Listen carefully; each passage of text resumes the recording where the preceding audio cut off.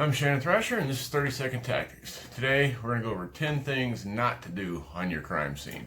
Now, with everything, I'm just some guy on the internet. Don't take this as the gospel. Take it, weigh it against other things. Ask guys on your department what your policies are. Adjust it so it works for you. But generally speaking, here's 10 things you shouldn't be doing on your crime scenes. Number one, and we all learned this growing up watching TV, but don't do it. Don't cover the body up with a blanket, guys. Sometimes, for common decency, if you will, you're going to need to shield the body from public view, especially if it's a terrible scene, homicide, car wreck, whatever. But shield them, put up, a barrier. Don't lay a blanket on top of the body. The main reason is, you're contaminating that evidence, okay? You're transferring stuff from the body to the blanket. You're transferring stuff from the blanket to the body, especially if it's, some blanket in the house of a homicide scene rather than like a medical blanket the paramedics brought or something. So don't cover up the body. If you need to shield the body from public view, that's fine, but don't lay a blanket on the body. Another thing that I guess this is just how we're taught on the range to be safe or how we learn on TV or anything, but don't unload and secure a gun on a crime scene just because you think you have to. If the scene's secure, if nobody's messing with that gun, leave it alone.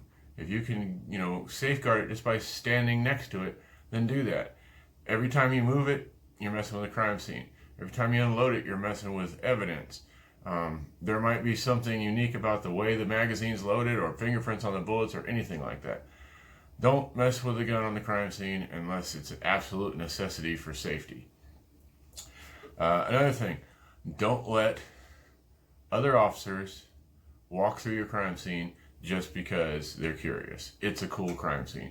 Okay? If they're not needed on that crime scene, remind them. Their name's going to get logged down. They're going to be in the record, and they might get subpoenaed, 2 years from now to come to court just to tell the judge why they were, being nosy on a crime scene that they weren't investigating. So, number 4, keep a detailed log of everyone that enters the crime scene. This kind of ties in with the other one. Different departments call it different things, the scribe or what have you. But basically, everyone who comes on your crime scene, which again, generally is going to be determined with crime scene tape. So anyone that comes in the tape, as we say, they need to be logged in. Who they are, who they work for, when they got there, and when they left. And again, this has to do with evidence, chain of custody, stuff for the case down the road. All right, number 5, don't be afraid to take charge of the scene. I don't care if you're a 30-year veteran chief investigator, the most qualified person on the scene, or you're a rookie on your second call, and and you just got there, and what the world's going on. You're in charge. Take charge of that scene. Do all the things I've just talked about and all the things you learned about securing your crime scene until somebody, more qualified or with more rank shows up and takes charge.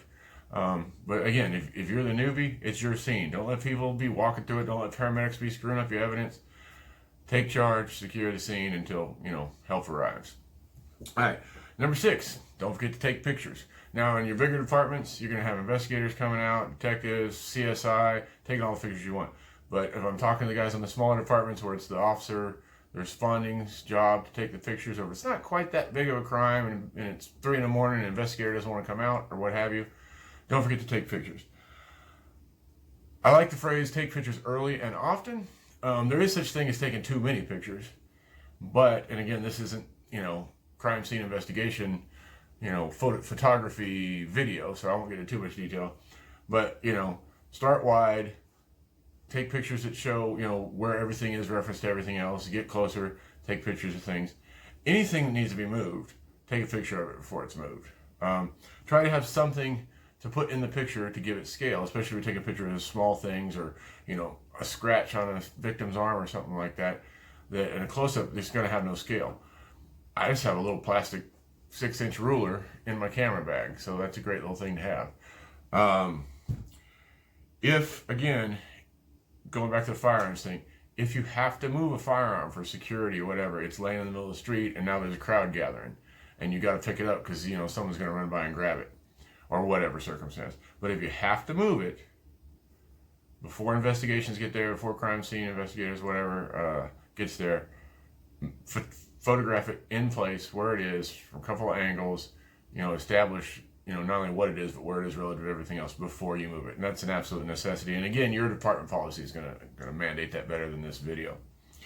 All right, so number 7, don't take inappropriate pictures. I can't stress this enough in the world of, social media.